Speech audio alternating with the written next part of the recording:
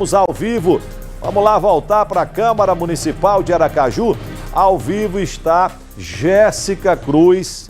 Jéssica, ontem a gente perguntou ao presidente se estava na gaveta, né? O presidente pegou disse que não tem CPI nenhum em gaveta e a gente precisa ser justo. Realmente ele tinha razão, né? Digamos que estava em cima da gaveta, mas hoje, logo cedo, os nomes já foram definidos dos vereadores que vão compor as duas comissões. E a partir de agora, Jéssica, o que é que vai acontecer?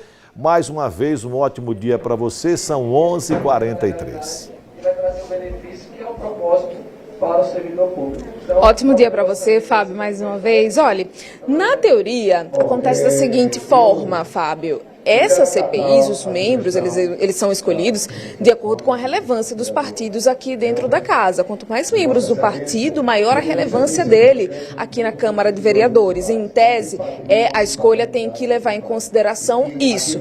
Bom, o presidente definiu logo cedo os membros dessas comissões, da CPI, da SMTT, temos o presidente vereador Sargento Byron Silva, do MDB, o relator é o vereador Pastor Diego, do União Brasil, temos outros membros, o vereador Soneca, do PSD, vereador Sávio Neto de Vardo, do Podemos, e o vereador Fábio Meirelles, do PDT. E temos os suplentes, que são a vereadora Sônia Meire, do PSOL, e o vereador Lúcio Flávio, do PL. Daqui a pouquinho eu falo dos membros da CPI do Natal Iluminado, porque eu já entro nessa pauta da CPI da SMTT com o presidente, o vereador Sargento Byron.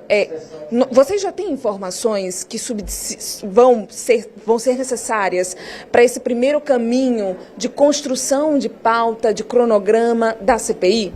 Boa tarde, Jéssica. Boa tarde, Fábio Henrique.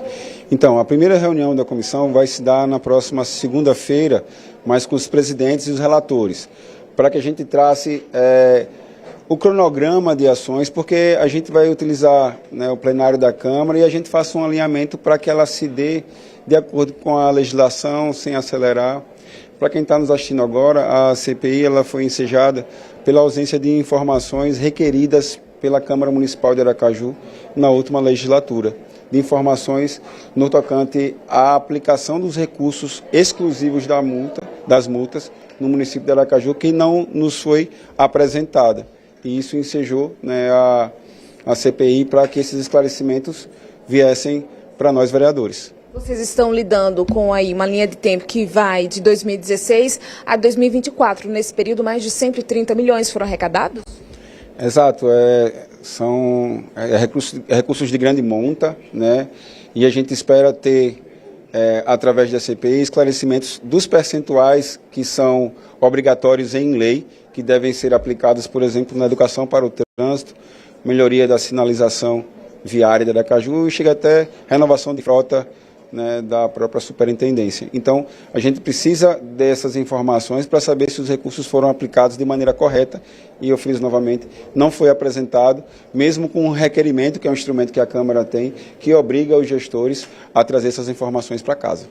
Quem já está na escala para ser convocado? Porque o relator da CPI, o Pastor Diego, falou mais cedo que, com certeza, o Renato Teles, ex-superintendente da SMTT, ele seria um nome possível para estar aqui na casa depondo. Isso, as diretorias técnicas que compõem a própria SMTT, né, a gestão de orçamento da própria superintendência, né, a gestão da prefeitura, para que a gente possa ter os relatórios de aplicação desses recursos, que vão ser fundamentais para apontar ou não possíveis irregularidades na aplicação desses recursos. Quando tivermos a reunião na próxima segunda-feira, nós vamos listar as pessoas, né, junto com o relator e os outros componentes, que são imprescindíveis para trazer essas informações para a gente.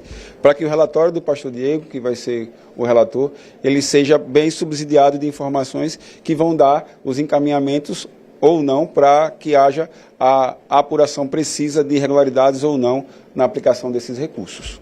Converso agora com o vereador Breno Garibaldi, Byron e Breno. O Breno é o relator da CPI do Natal Iluminado. Falar aqui dos membros, né? O presidente é o vereador Isaac Silveira, do União Brasil, relator vereador Breno Garibaldi, do Partido Rede. Demais membros, o vereador Mitinho Dantas, do PSD, vereador Elber Batalha, do PSB e o vereador Vinícius Porto, do PDT. Temos os suplentes também, que são os vereadores Tanata, da Ecoterapia, do Mobiliza, e o vereador Camilo Daniel, do PT. Quando a gente fala sobre CPI do Natal Iluminado, nós temos aí um investimento de mais de 10 milhões previstos na gestão passada para um projeto, o projeto do Natal Iluminado. Vocês entendem já que esse valor ele é exorbitante demais para o que se fazia nos anos anteriores? Sem dúvida, Jéssica. Fábio, boa tarde. É muito importante a gente falar, né, que nos anos anteriores eram gastos cerca de 3 milhões. Né? No ano de 2024, às vésperas das eleições, foi assinado um contrato em setembro com a Insurb no valor de 10 milhões de reais. Então, a gente vê essa diferença exorbitante. Então, por isso, a abertura da CPI, para que a gente possa investigar de fato se esse dinheiro foi utilizado da forma correta e se a fonte dele também, né, foi legal ou não legal. A gestão passada pagou em torno de 3 milhões, né? Uma parte desse valor de contrato. E o restante foi pago pela atual gestão. As duas gestões devem ser ouvidas? Exatamente, a gente precisa ouvir as duas gestões, como você falou, né, as duas gestões estão envolvidas, a gente tem um valor de 3 milhões e pouco pago pela gestão anterior e agora 6 milhões pago por essa gestão, né, porque o Natal aconteceu no final do ano, então o restante foi pago por essa atual gestão. É muito importante que a gente possa averiguar e ouvir as duas gestões, o porquê foi pago, se foi utilizado a verba da COSIP para pagar, né, o Natal Iluminado, porque não se pode utilizar a verba da COSIP, tem um entendimento do Tribunal de Contas nesse sentido. Então são essas coisas que a gente pretende averiguar nessa comissão parlamentar de inquérito. Essa verba é utilizada agora, nessa atual gestão? Exatamente. É isso que a gente precisa analisar, porque também tem esse problema, né? A gente não tem tanta transparência dos dados públicos, que é uma coisa que a gente sempre cobrou muito aqui. A gente não tem facilidade de achar esses dados, mesmo no portal da transparência. Então agora, com a comissão parlamentar de inquérito, a gente vai pedir, né, para que esses dados de fato cheguem a essa casa e que a gente possa analisar, né? Não é uma CPI política, portanto, que envolve as duas gestões, é uma CPI de fato para que a gente possa ter zelo, né, com o dinheiro público e saber de fato como esse dinheiro foi investido. Edivaldo e Emília podem vir depor aqui na Câmara? Podem sim, né? Como o Byron falou, né, na segunda-feira a gente vai ter essa reunião para montar esse cronograma de estratégia para poder ver de fato como será o andamento dessa CPI, né, foi lido hoje, né, os membros, então está tudo muito no início, acompanhe a gente, né, que a gente vai trazer mais informações sim, como será o caminhamento.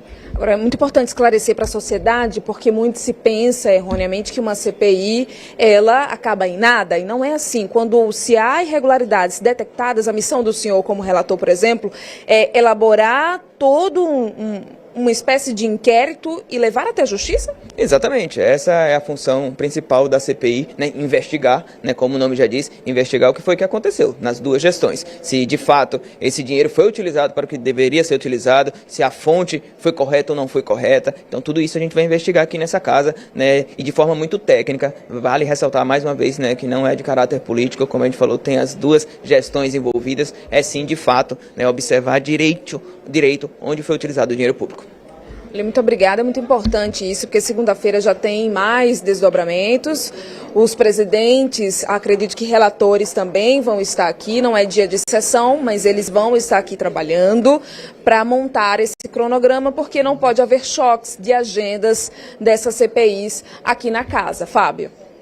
Ok, Jéssica, agradecer a você. Se por um acaso você encontrar por aí com o vereador Isaac, já que eu ontem falei no assunto, nada mais justo do que dar a ele a oportunidade. Eu queria saber de Isaac se é verdade que em algum momento ele chegou a afirmar que trabalharia para que o ex-prefeito Edivaldo Nogueira ficasse inelegível. Se ele realmente disse dessa forma, como parte da imprensa e os blogs e páginas do Instagram, contas do Instagram chegaram a publicar. Se eu encontrar com ele por aí, vamos dar a ele a oportunidade para ele dizer se foi assim mesmo, né, Jéssica? Eu Conversei, procurei ele aqui, ele disse que precisava estar em uma reunião, por isso não ia conversar com a gente no ao vivo, mas ontem mesmo ele foi questionado por mim sobre essa possibilidade do Edivaldo Nogueira estar inelegível, ficar inelegível a partir dessas denúncias, do que vai acontecer, e nós demos essa resposta no Jornal do Estado, nós fizemos uma reportagem sobre esse assunto. O que ele disse? Ele disse que o prefeito ele não viria aqui falar sobre esse assunto, mas que a Procuradoria da Câmara ia analisar o que seria possível fazer a respeito desse assunto em caráter investigativo e que essa era uma responsabilidade, caso alguma irregularidade realmente fosse constatada, responsabilidade da Justiça. Ok, obrigado, Jéssica. Mais uma vez, obrigado ao Sargento Byron. Diga a ele aí, Jéssica, ele faltou à reunião de ontem, lá do Conselho Deliberativo do Sergipe. E obrigado também ao vereador Breno Garibaldi, os dois atuantes vereadores que estão conversando com Jéssica. 11 horas e 53 minutos. Ontem, quando Jéssica estava na Câmara, a polêmica de ontem era outra. A polêmica de ontem era a aprovação ou não das contas, já expliquei aqui o que é que aconteceu. Mas na hora que Jéssica conversa com o presidente da Câmara, eu então pergunto a ele, através de Jéssica, se é verdade que eles estavam querendo abrir mais uma CPI, a CPI dos ônibus elétricos, se duas CPIs estavam na gaveta. O presidente não gostou muito da pergunta, então reprisa aí, vamos colocar novamente o que disse o presidente, vamos lá. As CPIs elas nunca estiveram em gaveta alguma, não é à toa que elas já foram instaladas. Apenas vamos indicar os membros, estava aguardando os partidos indicarem, os vereadores que irão compor. Agora nós vamos hoje já anunciar no final da sessão os membros de cada CPI, mas o importante é que a gente não está aqui para estar utilizando a CPI como um instrumento de se fazer política ou perseguição, quem quer que seja. Tantas quantas forem necessárias, nós abriremos. O importante é continuar com o nosso papel de fiscalizar, de zelar pelo recurso público. Eu não tenho receio de terminar minha gestão com 10, com 15, com 20. Tantas vezes os vereadores entenderem que é preciso aprofundar a investigação, que é preciso a gente dar uma explicação à sociedade em algo que não está muito bem claro e que a gente tem indício de alguma coisa, nós iremos investigar. Bom, isso foi o que disse ontem o presidente da Câmara e ele disse, olha, a CPI não está em gaveta nenhuma. E de fato hoje, coincidentemente ou não, os nomes apareceram. Vamos acompanhar agora os nomes? Vamos acompanhar, você vai acompanhar na sua tela agora. Coloca aqui no telão os nomes dos vereadores que vão compor as duas CPIs. A primeira é a CPI da SMTT. Por que o nome CPI da SMTT? Porque ela vai investigar, e é bom que se frise, que se diga, que o fato dela investigar não significa dizer que já tem ninguém condenado, que é ladrão, não tem nada disso. Ela vai investigar aonde a SMTT, na gestão do ED, aplicou mais de 130 milhões de multas, sendo que a lei, o Código de Trânsito, diz que dinheiro de multa tem que ser aplicado em ações de trânsito. E há uma séria desconfiança de que essa lei não foi cumprida. Então vamos lá. CPI da SMTT, o presidente é o vereador Sargento Byron, que acabou de falar com a gente.